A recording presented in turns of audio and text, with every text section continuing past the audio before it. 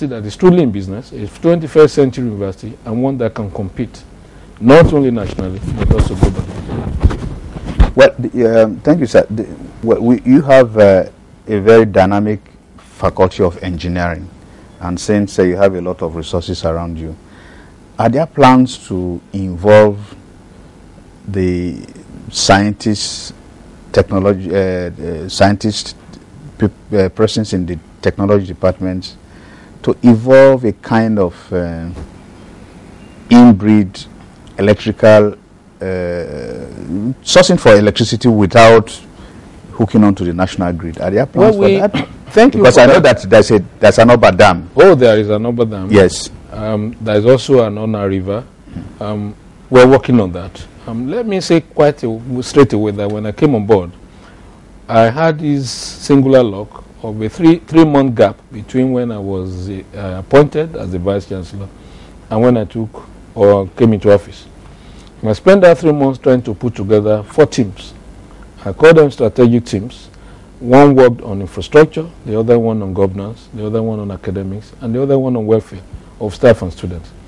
The infrastructure team worked essentially on electricity and looked at so many options, including how UI can become autonomous with respect to power generation. We looked at gas. Unfortunately, we are too far away from the gas line.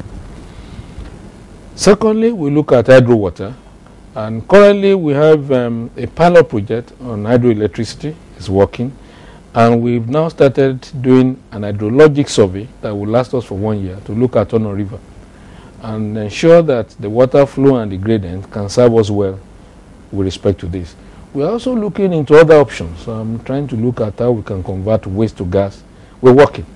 And in terms of repackaging what we have, the Department of Electronics and Electrical Engineering, they're currently mapping out the distribution network for the University of Ibadan. We want to change the map of the electricity network in a way that will be cost effective, in a way that it will be more easily amenable to repairs and so on and so forth. I think they're working. We commissioned the department as a consultant to the energy improvement program of the university. We're also looking at other simpler options, electricity, solar and so on. And we think that in the next couple of months we'll come on top. Thank you very much. Is it, well, you have indirectly answered this question, but I need to ask you again. How would you describe your style of leadership? Leadership to me is the real thing. And I've always told people that Nigeria has no problem with followership. Our challenge is leadership. There are several types of leaders, but I consider myself to be an hybrid between a welfareist leader, a motivator leader, and a leader who is actually strategic. And I think I'm a brand of about 4 of them. I also want to squeeze you out in order to get something out of you. So I do not see myself as one single brand, but I think I'm a complex brand of so many types of leadership.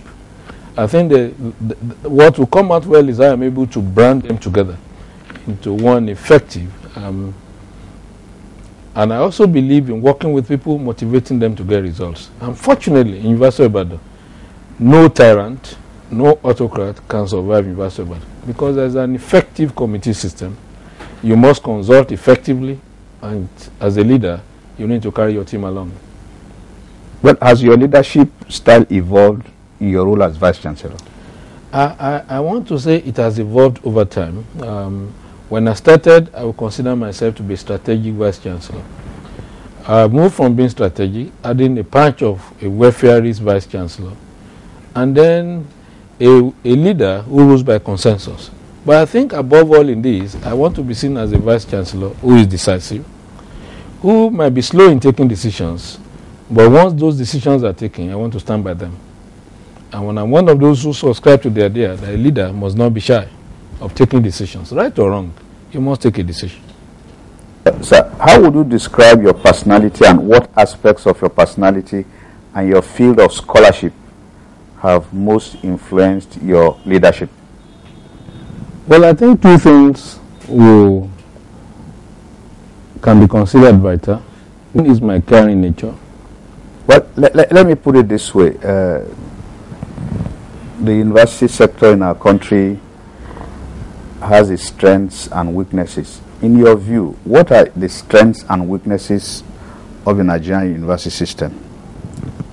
The evolutionary path of the Nigerian university system, to me, is the strongest factor that one can really point out as being the strength.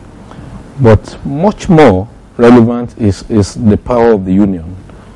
And over the years, we've been able to wrestle from government what one can consider some fair degree of autonomy in terms of the governance system. And I must describe this as the strength, particularly with relevance to federal universities.